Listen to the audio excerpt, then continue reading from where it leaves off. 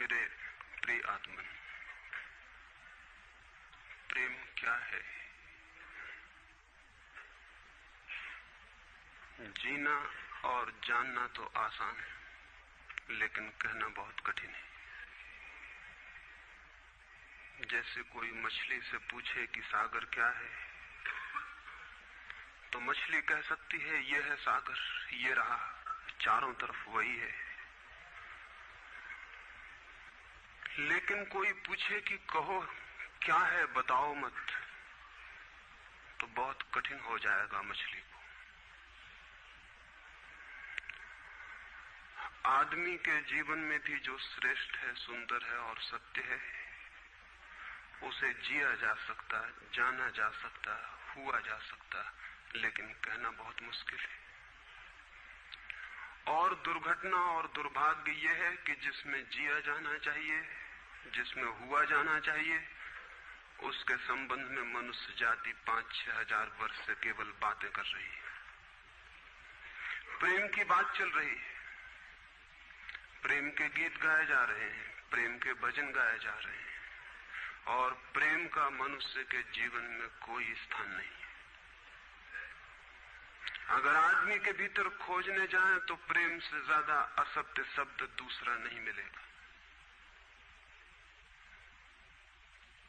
और जिन लोगों ने प्रेम को असत्य सिद्ध कर दिया है और जिन्होंने प्रेम की समस्त धाराओं को अवरुद्ध कर दिया है, और बड़ा दुर्भाग्य यह है कि लोग समझते हैं वे ही प्रेम के जन्मदाता भी हैं।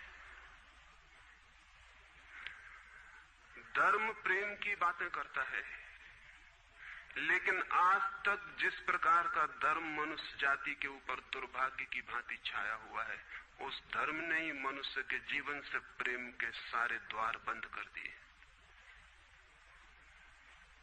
और न इस संबंध में पूरब और पश्चिम में कोई फर्क है,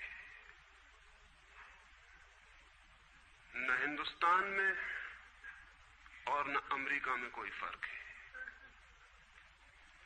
मनुष्य के जीवन में प्रेम की धारा प्रकट ही नहीं हो पाई, और नहीं हो पाई तो हम दोष देते हैं कि मनुष्य ही बुरा है, इसलिए नहीं प्रकट हो पाई। हम दोष देते हैं कि मन ही जहर है, इसलिए प्रकट नहीं हो पाई। मन जहर नहीं है,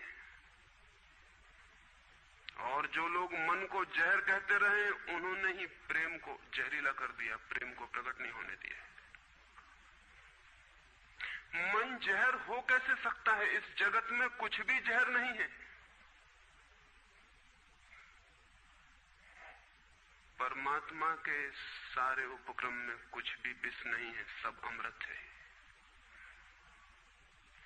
लेकिन आदमी ने सारे अमृत को जहर कर लिया है, और इस जहर करने में शिक्षक, साधु, संत और तथाकथित धार्मिक लोगों का सबसे ज्यादा हाथ है।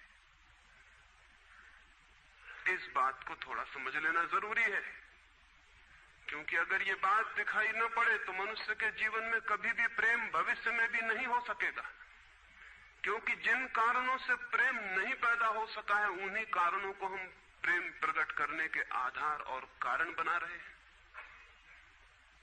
हालतें ऐसी हैं कि गलत सिद्धांतों को अगर हजारों वर्ष तक दोहराया जाए तो फिर हम ये भूल ही जाते हैं कि सिद्धांत गलत हैं, और दिखाई पड़ने लगता है कि आदमी गलत है, क्योंकि उन सिद्धांतों को पूरा नहीं कर पा रहा है। मैंने सुना है एक सम्राट के महल के नीचे से एक पंखा बेचने वाला गुजरता था और जोर से चिल्ला रहा था कि अनूठे और अद्भुत पंखे मैंने निर्मित किए हैं।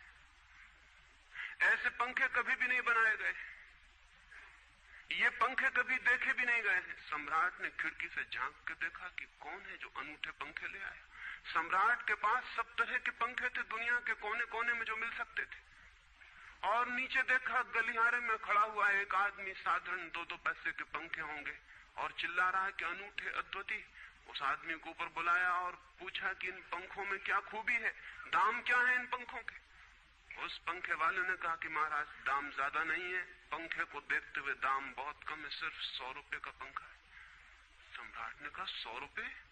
ये 2 पैसे का पंखा जो बाजार में जगह जगह मिलता है, 100 रुपए दाम, क्या है इसकी खूबी? उस आदमी ने कहा खूबी, ये पंखा 100 वर्ष चलता है, 100 वर्ष के लिए गारंटी है, 100 वर्ष से कम में खराब नहीं होता है। सम्राट ने कहा इसको देख के तो ऐसा लगता है कि सप्ताह भी चल जाए पूरा तो मुश्किल है। धोखा देने की कोशिश कर रहे हो, सरासर बेईमानी, और वो भी सम्राट के सामने। उस आदमी ने कहा आप मुझे भली भांति जानते हैं, इसी गलिहारे में रोज पंखे बेचता हूं, 100 रुपए दाम है इसके, और अगर 100 वर्ष न चले तो जिम्मेदार मैं हूं, रोज तो नीचे मौजूद होता हूं, और फिर आप सम्राट हैं, आपको धोखा देके जाऊंगा कहां। वो पंखा खरीद लिया गया। सम्राट को विश्वास तो न था, लेकिन आश्चर्य भी था कि यह आदमी सरासर झूठ बोल रहा है, किस बल पर बोल रहा है। पंखा 100 रुपए में खरीद लिया गया और उससे कहा कि 7वें दिन तुम उपस्थित हो जाना। 2-4 दिन में ही पंखे की डंडी बाहर निकल गई, 7वें दिन तो वो बिल्कुल मुर्दा हो गए। लेकिन सम्राट ने सोचा कि शायद पंखे वाला आएगा नहीं, लेकिन ठीक समय पर 7वें दिन वो पंखे वाला हाजिर हो गया। उसने कहा कहो महाराज। उन्होंने कहा कहना नहीं है, ये पंखा पड़ा हुआ है टूटा हुआ, ये 7 दिन में ये गति हो गई, तुम कहते 100 वर्ष चलेगा। पागल हो या धोखेबाज क्या हो। उस आदमी ने कहा कि मालूम होता है आपको पंखा जलना नहीं आता है, पंखा तो 100 वर्ष चलता ही, पंखा तो गारंटीड है, आप पंखा जलते कैसे थे। सम्राट ने कहा और भी सुनो, अब मुझे ये भी सीखना पड़ेगा कि पंखा कैसे किया जाता है।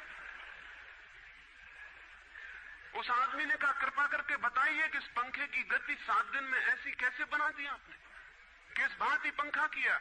सम्राट ने पंखा उठा के करके दिखाया कि इस भांति मैंने पंखा किया है। उस आदमी ने कहा समझ गया, भूल, इस तरह पंखा नहीं किया जाता। सम्राट ने कहा और क्या रास्ता है पंखा जलने का। उस आदमी ने कहा पंखा पकड़िए सामने और सिर को हिलाइए, पंखा 100 वर्ष चलेगा, आप समाप्त हो जाएंगे लेकिन पंखा बचेगा।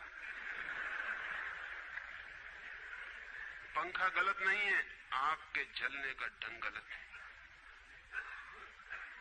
यह आदमी पैदा हुआ है 5-6 हजार या 10 हजार वर्ष की संस्कृति का, यह आदमी फल है, लेकिन संस्कृति गलत नहीं है, यह आदमी गलत है। आदमी मरता जा रहा है रोज, और संस्कृति की दुहाई चलती चली जाती है कि महान संस्कृति, महान धर्म, महान सब कुछ, और उसका ये फल है। आदमी उसी संस्कृति से गुजरा है और ये परिणाम है उसका। लेकिन नहीं, आदमी गलत है और आदमी को बदलना चाहिए अपने को। और कोई कहने की हिम्मत नहीं उठाता कि कहीं ऐसा तो नहीं है कि 10,000 वर्षों में जो संस्कृति और धर्म आदमी को प्रेम से नहीं भर पाए, वो संस्कृति और धर्म गलत हो। और अगर 10,000 वर्षों में आदमी प्रेम से नहीं भर पाया, तो आगे कोई संभावना है इसी धर्म और इसी संस्कृति के आधार पर कि आदमी कभी प्रेम से भर जाए। 10,000 वर्षों में जो नहीं हो पाया, वो आगे भी 10,000 वर्षों में होने वाला नहीं है, क्योंकि आदमी यही है, कल भी यही होगा। आदमी हमेशा से यही है और हमेशा यही होगा। और संस्कृति और धर्म जिनके हम नारे दिए चले जाते हैं, संतों और महात्माओं की जिनकी दुहाइयां दिए चले जाते हैं, सोचने के लिए हम तैयार नहीं कि कहीं हमारा बुनियादी चिंतन की दिशा ही तो गलत नहीं है। मैं कहना चाहता हूं कि वो गलत है, और गलत सबूत है ये आदमी। और क्या सबूत होता है? एक बीज को हम बोएं और फल जहरीले और कड़वे हों, तो क्या सब सिद्ध होता है? सिद्ध होता है कि वो बीज जहरीला और कड़वा रहा होगा। हालांकि बीज में पता लगाना मुश्किल है कि उससे जो फल पैदा होंगे वो कड़वे पैदा होंगे। बीज में कुछ खोजबीन नहीं की जा सकती। बीज को तोड़ो फोड़ो, कोई पता नहीं चल सकता कि इससे जो फल पैदा होंगे वो कड़वे होंगे। बीज को वो 100 वर्ष लग जाएंगे, वृक्ष होगा, बड़ा होगा, आकाश में फैलेगा, तब फल आएंगे और तब पता चलेगा कि वे कड़वे। 10,000 वर्ष में संस्कृति और धर्म के जो बीज बोए गए हैं, ये आदमी उसका फल है और ये कड़वा है और घृणा से भरा हुआ है।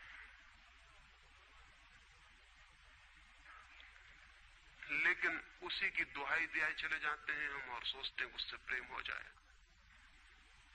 मैं आपसे कहना चाहता हूं उससे प्रेम नहीं हो सकता है, क्योंकि प्रेम के पैदा होने की जो बुनियादी संभावना है, धर्मों ने उसकी ही हत्या कर दी है और उसमें ही जहर घोल दिया है। मनुष्य से भी ज्यादा प्रेम पशुओं और पक्षियों में और पौधों में दिखाई पड़ता है, जिनके पास न कोई संस्कृति है न कोई धर्म है। संस्कृत और सुसंस्कृत और सभ्य मनुष्यों की बजाय असभ्य और जंगल के आदमी में ज्यादा प्रेम दिखाई पड़ता है, जिसके पास न कोई विकसित धर्म है, न कोई सभ्यता है, न कोई संस्कृति है। जितना आदमी सभ्य, सुसंस्कृत और तथाकथित धर्मों के प्रभाव में मंदिरों और चर्चों में प्रार्थना करने लगता, उतना ही प्रेम से शून्य क्यों होता चला जाता? जरूर कुछ कारण है, और दो कारणों पर मैं विचार करना चाहता हूं। अगर वे ख्याल में आ जाएं तो प्रेम के अवरुद्ध स्रोत टूट सकते हैं और प्रेम की गंगा बह सकती है। वो हर आदमी के भीतर है, उसे कहीं से लाना नहीं है। प्रेम कोई ऐसी बात नहीं है कि कहीं खोजने जाना है उसे, वो है, वो प्राणों की प्यास है हर एक के भीतर, वो प्राणों की सुगंध है प्रत्येक के भीतर, लेकिन चारों तरफ से परकोटा है उसके और वो प्रकट नहीं हो पाती। सब तरफ पत्थर की दीवार है और वो झरने नहीं फूट पाते।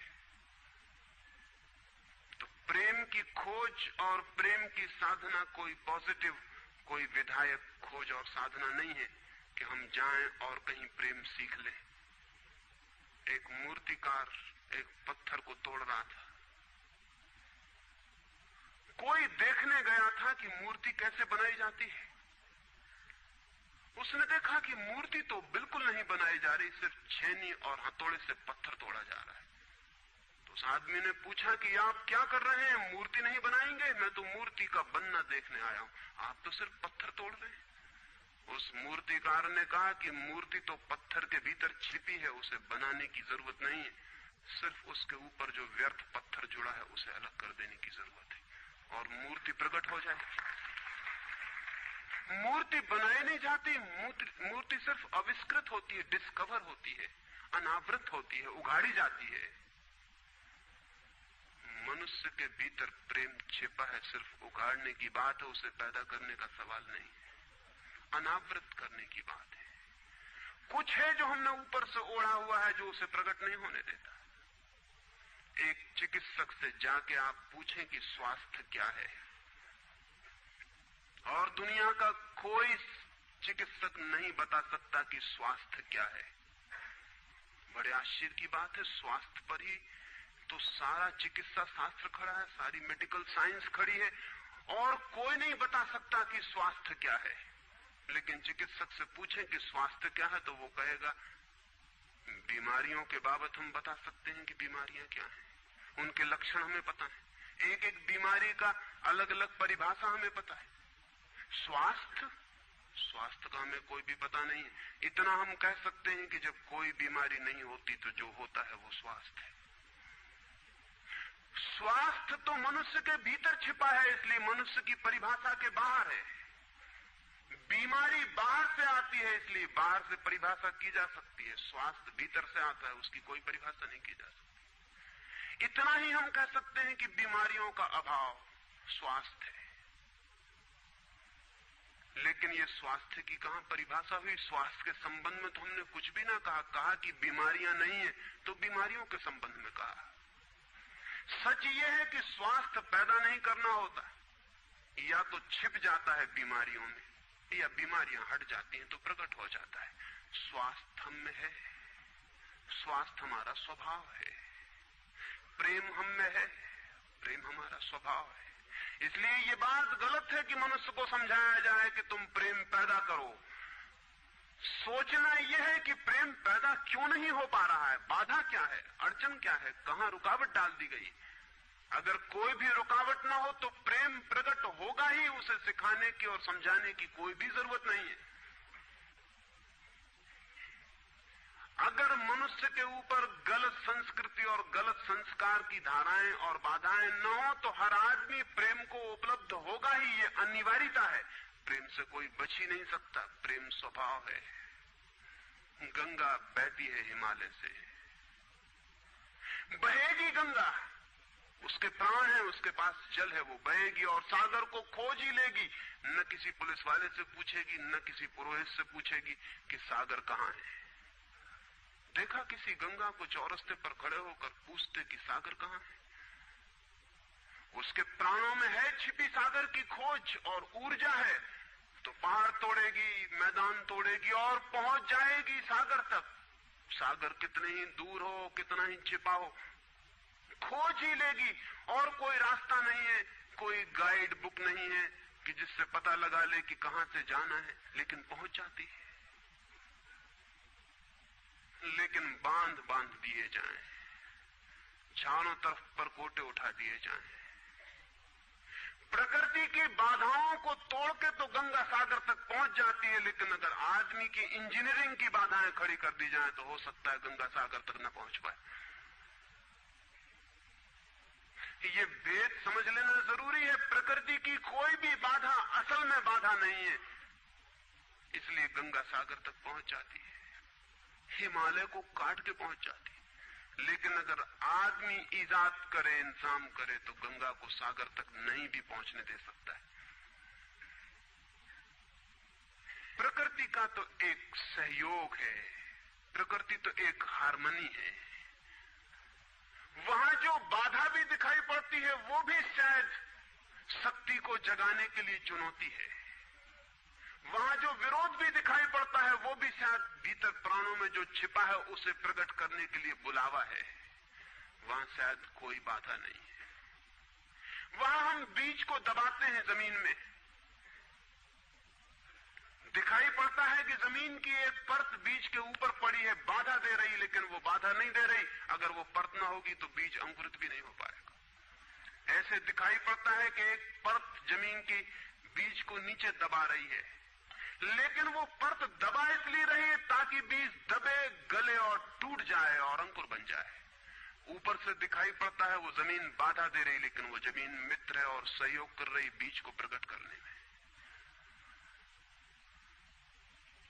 प्रकृति तो एक हार्मनी है, एक संगीतपूर्ण लयबद्धता है, लेकिन आदमी ने जो जो निसर्ग के ऊपर इंजीनियरिंग की है, जो जो उसने अपने यांत्रिक धारणाओं को ठोकने की और बिठाने की कोशिश की है, उससे गंगाएं रुक गई हैं, जगह जगह अवरुद्ध हो गई हैं। और फिर आदमी को दोष दिया जाता है। किसी बीज को दोष देने की जरूरत नहीं है। अगर वो पौधा न बन पाए तो हम कहेंगे कि जमीन नहीं मिली होगी, ठीक, पानी नहीं मिला होगा, ठीक, सूरज की रोशनी नहीं मिली होगी, ठीक, लेकिन आदमी के जीवन में खिल न पाए फूल प्रेम का तो हम कहते हैं तुम हो जिम्मेवार। और कोई नहीं कहता कि भूमि ना मिली होगी, ठीक, पानी ना मिला होगा, ठीक, सूरज की रोशनी ना मिली होगी, ठीक, इसलिए यह आदमी का पौधा अवरुद्ध रह गया, विकसित नहीं हो पाया, फूल तक नहीं पहुंच पाया। मैं आपसे कहना चाहता हूं कि बुनियादी बाधाएं आदमी ने खड़ी की हैं। प्रेम की गंगा तो बह सकती है और परमात्मा के सागर तक पहुंच सकती है। आदमी बना उसलिए है कि वो बहे और प्रेम बहे और परमात्मा तक पहुंच जाए, लेकिन हमने कौन सी बाधाएं खड़ी कर दी? पहली बात, आज तक मनुष्य की सारी संस्कृतियों ने सेक्स का, काम का, वासना का विरोध किया है।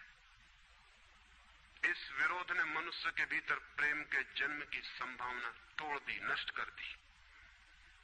इस निषेध ने, क्योंकि सच्चाई यह है कि प्रेम की सारी यात्रा का प्राथमिक बिंदु काम है, सेक्स है। प्रेम की यात्रा का जन्म गंगोत्री, जहां से गंगा पैदा होगी प्रेम की, वो सेक्स है, वो काम है। और उसके सब दुश्मन है, सारी संस्कृतियां और सारे धर्म और सारे गुरु और सारे महात्मा। तो गंगोत्री पर ही चोट कर दी, वहीं रोक दिया। पाप है काम, अधम है काम, जहर है काम। और हमने सोचा भी नहीं कि काम की ऊर्जा ही, सेक्स एनर्जी ही अंततः प्रेम में परिवर्तित होती और रूपांतरित होती। प्रेम का जो विकास है वो काम की शक्ति का ही ट्रांसफॉर्मेशन है, वो उसी का रूपांतरण है। एक कोयला पड़ा हो और आपको ख्याल भी नहीं आएगा कि कोयला ही रूपांतरित होकर हीरा बन जाता है। हीरे और कोयले में बुनियादी रूप से कोई भी फर्क नहीं है। हीरे में भी वही तत्व हैं जो कोयले में है, और कोयला हजारों वर्ष की प्रक्रिया से गुजर के हीरा बन जाता है। लेकिन कोयले की कोई कीमत नहीं है। उसे कोई घर में रखता भी है तो ऐसी जगह जहां दिखाई न पड़े, और हीरे को लोग छातियों पर लटका के घूमते हैं कि वो दिखाई पड़े। और हीरा और कोयला एक ही है, लेकिन कोई दिखाई नहीं पड़ता कि इन दोनों के बीच अंतर संबंध है, एक यात्रा है। कोयले की शक्ति ही हीरा बनती है, और अगर आप कोयले के दुश्मन हो गए, जो कि हो जाना बिल्कुल आसान है क्योंकि कोयले में कुछ भी नहीं दिखाई पड़ता, तो हीरे के पैदा होने की संभावना भी समाप्त हो गई, क्योंकि कोयला ही हीरा बन सकता था। सेक्स की शक्ति ही, काम की शक्ति ही प्रेम बनती है, लेकिन उसके विरोध में सारे दुश्मन हैं उसके, अच्छे आदमी उसके दुश्मन, और उसके विरोध ने प्रेम के अंकुर भी नहीं फूटने दिए, और जमीन से प्रथम से पहली सीढ़ी से नष्ट कर दिया भवन को। फिर वो हीरा नहीं बन पाता कोयला, क्योंकि उसके बनने के लिए जो स्वीकृति चाहिए, जो उसका विकास चाहिए, जो उसको रूपांतरित करने की प्रक्रिया चाहिए, उसका सवाल ही नहीं उठता। जिसके हम दुश्मन हो गए, जिसके हम शत्रु हो गए, जिससे हमारी द्वंद्व की स्थिति बन गई और जिससे हम निरंतर लड़ने लगे, अपनी ही शक्ति से आदमी को लड़ा दिया गया है, सेक्स की शक्ति से आदमी को लड़ा दिया गया है। और शिक्षाएं दी जाती हैं कि द्वंद्व छोड़ना चाहिए, कॉन्फ्लिक्ट छोड़नी चाहिए, लड़ना नहीं चाहिए, और सारी शिक्षाएं बुनियाद में सिखा रही हैं कि लड़ो, मन जहर है तो मन से लड़ो, जहर से तो लड़ना पड़ेगा। सेक्स पाप है तो उससे लड़ो, और ऊपर से कहा जा रहा है कि द्वंद्व छोड़ो। जिन शिक्षाओं के आधार पर मनुष्य द्वंद्व से भर रहा है, वही शिक्षाएं दूसरी तरफ कह रही कि द्वंद्व छोड़ो। एक तरफ आदमी को पागल बनाओ और दूसरी तरफ पागल खाने खोलो कि उनका इलाज करना है। एक तरफ कीटाणु फैलाओ बीमारियों के, और फिर अस्पताल खोलो कि बीमारियों का इलाज यहां किया जाता है। एक बात समझ लेनी जरूरी है संबंध में, मनुष्य कभी भी काम से मुक्त नहीं हो सकेगा। काम उसके जीवन का प्राथमिक बिंदु है, उसी से जन्म होता है। परमात्मा ने काम की शक्ति को ही, सेक्स को ही सृष्टि का मूल बिंदु स्वीकार किया है, और परमात्मा जिसे पाप नहीं समझ रहा, महात्मा उसे पाप बता रहे हैं। अगर परमात्मा उसे पाप समझता है तो परमात्मा से बड़ा पापी इस पृथ्वी पर, इस जगत में, इस विश्व में कोई भी नहीं है। फूल खिला हुआ दिखाई पड़ रहा है, कभी सोचा है कि फूल का खिल जाना भी सेक्सुअल एक्ट है? फूल का खिल जाना भी काम की एक घटना है, वासना की एक घटना है। फूल में है क्या उसके खिल जाने में? उसके खिल जाने में कुछ भी नहीं है। वे बिंदु हैं, पराग के, वीरी के कण हैं, जिन्हें तितलियां उड़ा के दूसरे फूलों पे ले जाएंगी और नया जन्म देंगी।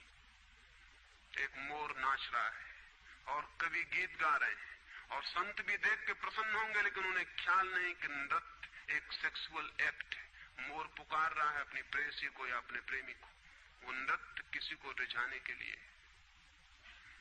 पपीहा गीत गा रहा है, कोयल बोल रही है। एक आदमी जवान हो गया है, एक युवती सुंदर होकर विकसित हो गई है। वो सब की सब सेक्सुअल एनर्जी की अभिव्यक्तियां हैं, वो सब का सब काम का ही रूपांतरण, वो सब का सब काम की ही अभिव्यक्ति, काम की ही अभिव्यंजना है। सारा जीवन, सारी अभिव्यक्ति, सारी फ्लावरिंग काम की है, और उस काम के खिलाफ संस्कृति और धर्म आदमी के मन में जहर डाल रहे हैं, उससे लड़ाने की कोशिश कर रहे हैं। मौलिक शक्ति से मनुष्य को उलझा दिया है लड़ने के लिए, इसलिए मनुष्य दीनहीन, प्रेम से रिक्त और थोथा और नाकुछ हो गया है। काम से लड़ना नहीं है, काम के साथ मैत्री स्थापित करनी है और काम की धारा को और ऊंचाइयों तक ले जाना है। किसी ऋषि ने किसी वधू को 9 वर और वधू को आशीर्वाद देते हुए कहा था कि तेरे 10 पुत्र पैदा हों और अंततः तेरा पति तेरा 11वां पुत्र हो जाए।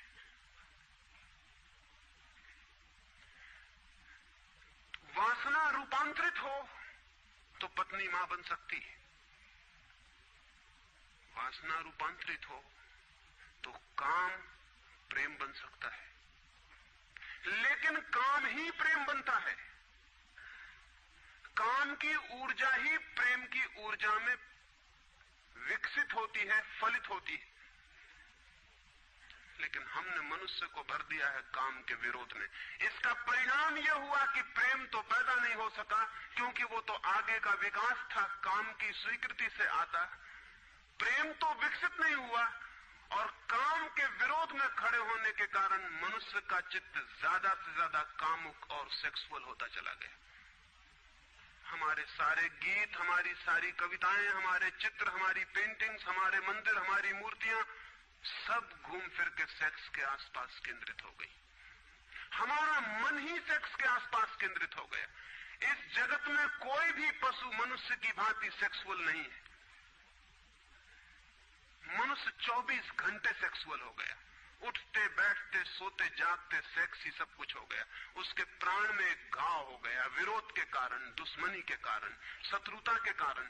जो जीवन का मूल था उससे मुक्त तो हुआ नहीं जा सकता था, लेकिन उससे लड़ने की चेष्टा में सारा जीवन रुग्ण जरूर हो सकता था, वो रुग्ण हो गया है। और ये जो मनुष्य जाति इतनी ज्यादा कामुक दिखाई पड़ रही है, इसके पीछे तथाकथित धर्मों और संस्कृति का बुनियादी हाथ है। इसके पीछे बुरे लोगों का नहीं, सज्जनों और संतों का हाथ है। और जब तक मनुष्य जाति सज्जनों और संतों के इस अनाचार से मुक्त नहीं होती, तब तक प्रेम के विकास की कोई संभावना नहीं। मुझे एक घटना याद आती है। एक फकीर अपने घर से निकला था, किसी मित्र के पास मिलने जा रहा है। निकला है कि घोड़े पर उसका चढ़ा हुआ एक बचपन का दोस्त घर आके सामने खड़ा हो गया।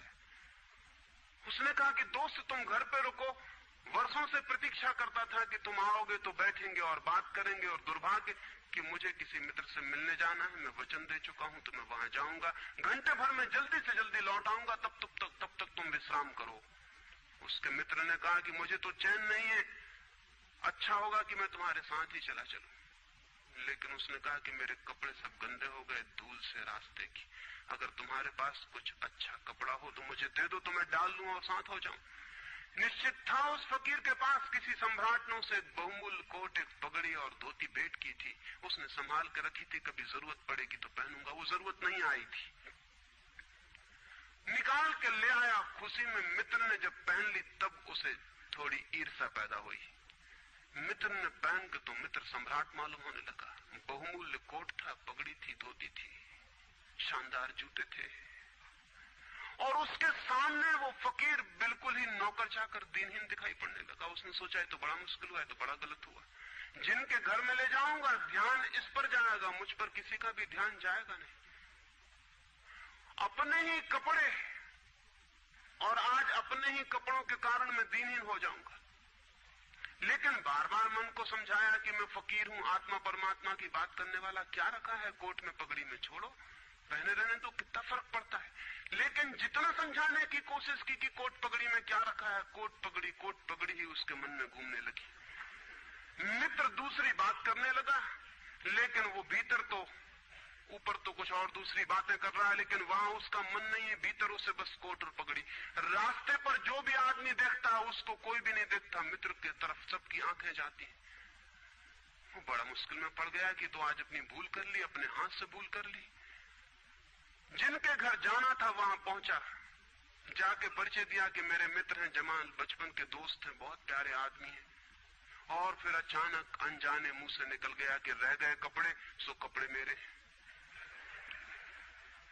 क्योंकि मित्र भी जिनके घर गए थे वो भी उसके कपड़ों को देख रहे थे, और भीतर उसके चल रहा था कोट पगड़ी, मेरी कोट पगड़ी, और उन्हीं की वजह से मैं परेशान हो रहा हूं। निकल गया मुंह से कि रह गए कपड़े, कपड़े मेरे। मित्र भी हैरान हुआ, घर के लोग भी हैरान हुए कि ये क्या पागलपन की बात है। ख्याल उसको भी आया बोल जाने के बाद, तब पछताया कि तो भूल हो गई।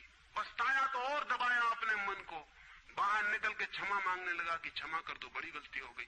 मित्र ने कहा मैं तो हैरान हुआ कि तुमसे निकल कैसे गया। उसने कहा कि कुछ नहीं, सिर्फ जबान की चूक हो गई। हालांकि जबान की चूक कभी भी नहीं होती, भीतर कुछ चलता होता है तो कभी कभी बेमौके जबान से निकल जाता है, चूक कभी नहीं होती। माफ कर दो, भूल हो गई। कैसे ये ख्याल आ गया कुछ समझ में नहीं आता, हालांकि पूरी तरह समझ में आ रहा था कि ख्याल कैसे आया है। दूसरे मित्र के घर गए। अब वो तय करता रहा रास्ते में कि अब चाहे कुछ भी हो जाए, ये नहीं कहना है कि कपड़े मेरे हैं। पक्का कर लेना है अपने मन को। घर के द्वार पर उसने जाके बिल्कुल दृढ़ संकल्प कर लिया कि ये बात नहीं उठानी कि कपड़े मेरे हैं। लेकिन उस पागल को पता नहीं कि जितना वो दृढ़ संकल्प कर रहा है इस बात का, वो दृढ़ संकल्प बता रहा है इस बात को कि उतने ही जोर से उसके भीतर ये भावना घर कर रही कि कपड़े मेरे। आखिर दृढ़ संकल्प किया क्यों जाता है? एक आदमी कहता है कि मैं ब्रह्मचर्य का दृढ़ व्रत लेता हूं, उसका मतलब है उसके भीतर कामुकता दृढ़ता से धक्के मार रही, नहीं तो और कारण क्या है? एक आदमी कहता है कि मैं कसम खाता हूं कि आज से कम खाना खाऊंगा, उसका मतलब ये कि कसम खानी पड़ रही, ज्यादा खाने का मन है उसका। और तब अनिवार्य रूप में द्वंद्व पैदा होता है। जिससे हम लड़ना चाहते हैं वही हमारी कमजोरी है, और तब द्वंद्व पैदा हो जाना स्वाभाविक है। वो लड़ता हुआ दरवाजे के भीतर गया, संभल संभल के बोला कि मेरे मित्र हैं, लेकिन जब वो बोल रहा है तब उसको कोई नहीं देख रहा, उसके मित्र कोई उस घर के लोग देख रहे हैं। तब फिर उसे ख्याल आया कि मेरा कोट, मेरी पगड़ी। उसने कहा कि दृढ़ता से कसम खाई, इसकी बात नहीं उठानी। मेरा क्या है कपड़ा लत्ता? कपड़े लत्ते किसी के होते हैं, ये तो सब संसार है, ये तो सब माया है। लेकिन ये सब समझा रहा है, लेकिन असलियत तो बाहर से भीतर, भीतर से बाहर हो रही। समझाया कि मेरे मित्र हैं, बचपन के दोस्त हैं, बहुत प्यारे आदमी हैं, रह गए कपड़े, कपड़े उन्हीं के हैं, मेरे नहीं। पर घर के लोगों को ख्याल आया कि कपड़े उन्हीं के हैं, मेरे नहीं है। आज तक ऐसा परिचय कभी देखा नहीं गया था। बाहर निकल के क्षमा मांगने लगा कि बड़ी भूल हुई जा रही, मैं क्या करूं क्या ना करूं, ये क्या हो गया है मुझे। आज तक मेरी जिंदगी में कपड़ों ने इस तरह से मुझे नहीं पकड़ा था, किसी को नहीं पकड़ा। लेकिन अगर तरकीब उपयोग में करें तो कपड़े पकड़ ले सकते हैं। मित्र ने कहा मैं जाता नहीं तुम्हारे साथ, पर वो हाथ जोड़ने लगा कि नहीं ऐसा मत करो, जीवन भर के लिए दुख रह जाएगा कि मैंने क्या दुर्व्यवहार किया। अब मैं कसम खा के कहता हूं कि कपड़ों की बात ही नहीं उठानी। मैं बिल्कुल भगवान की कसम खाता हूं कि कपड़ों की बात नहीं उठानी। और कसम खाने वालों से हमेशा सावधान रहना जरूरी है, क्योंकि जो भी कसम खाता है उसके भीतर उस कसम से भी मजबूत कोई बैठा है जिसके खिलाफ वो कसम खा रहा है। और वो जो भीतर बैठा है वो ज्यादा भीतर है, कसम ऊपर है और बाहर है। कसम चेतन मन से खाई गई है, और जो भीतर बैठा है वो अचेतन की परतों तक समाया हुआ है। अगर मन के 10 हिस्से कर दें तो कसम एक हिस्से ने खाई है, 9 हिस्से उल्टा भीतर खड़ा हुआ है।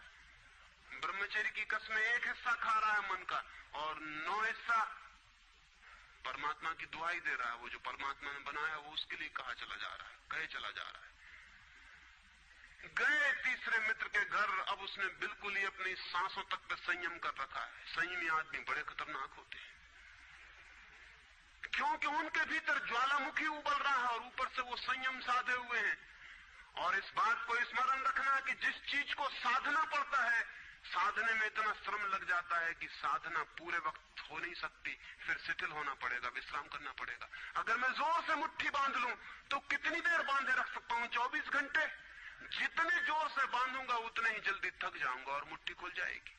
जिस चीज में भी श्रम करना पड़ता है, जितना ज्यादा श्रम करना पड़ता है उतने जल्दी थकान आ जाती, शक्ति खत्म हो जाती और उल्टा होना शुरू हो जाता। मुट्ठी बांधी जितने जोर से उतने ही जल्दी मुट्ठी खुल जाएगी।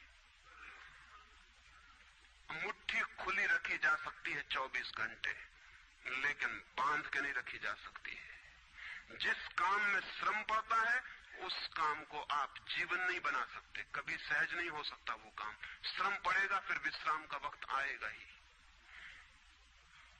इसलिए जितना सदा हुआ संत होता है उतना ही खतरनाक आदमी होता है, क्योंकि उसका विश्राम का वक्त आएगा।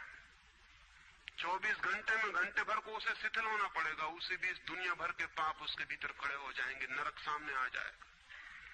तो उसने बिल्कुल ही अपने को सांस रोक लिया और कहा कि अब कसम खाता हूं कि इन कपड़ों की बात ही नहीं उठानी। लेकिन आप सोच लें उसकी हालत, अगर आप थोड़े बहुत भी धार्मिक आदमी होंगे तो आपको अपने अनुभव से भी पता चल सकता है कि उसकी क्या हालत हुई होगी। अगर आपने कसम खाई हो, व्रत लिए हो, संकल्प साधे हो, तो आपको भली भांति पता होगा कि भीतर क्या हालत हो जाती है। भीतर गया, उसके माथे से पसीना चू रहा है, इतना श्रम पड़ रहा है। मित्र डरा हुआ है उसके पसीने को देखकर कि वो उसकी सब नसें खिंची हुई हैं। वो बोल रहा है एक एक शब्द कि मेरे मित्र हैं, बड़े पुराने दोस्त हैं, बहुत अच्छे आदमी हैं। और एक क्षण को वो रुका, जैसे भीतर से कोई जोर का धक्का आया हो और सब बह गया, बाढ़ आ गई और सब बह गया। और उसने कह दिया, रह गए कपड़े की बात, तो मैंने कसम खा ली है कि कपड़े की बात ही नहीं करनी।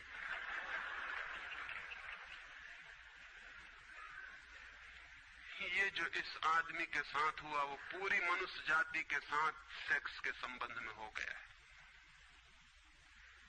सेक्स को ऑब्सेशन बना दिया, सेक्स को रोग बना दिया, घाव बना दिया और सब विषाक्त कर दिया, सब विषाक्त कर दिया। छोटे छोटे बच्चों को समझाया जा रहा कि सेक्स पाप है, लड़कियों को समझाया जा रहा, लड़कों को समझाया जा रहा कि सेक्स पाप है। फिर ये लड़की जवान होगी, ये लड़का जवान होगा, इनकी शादियां होंगी और सेक्स की दुनिया शुरू होगी और इन दोनों के भीतर ये भाव है कि ये पाप है। और फिर कहा जाएगा स्त्री को कि पति को परमात्मा मान। जो पाप में ले जा रहा उसको परमात्मा कैसे माना जा सकता है? ये कैसे संभव है कि जो पाप में घसीट रहा है वो परमात्मा हो? और उस लड़के को कहा जाएगा, उस युवक को कहा जाएगा कि तेरी पत्नी है, तेरी साथनी है, तेरी संगी है। लेकिन जो नरक में ले जा रही, शास्त्रों में लिखा कि स्त्री नरक का द्वार है। ये नरक का द्वार, संगी और साथनी, ये मेरा आधा अंग, ये नरक की तरफ जाता हुआ आधा अंग मेरा, ये इसके साथ कौन सा सामंजस्य बन सकता है? सारे दुनिया का दाम्पत्य जीवन नष्ट किया है इस शिक्षा ने। और जब दंपति का जीवन नष्ट हो जाए तो प्रेम की कोई संभावना नहीं रही।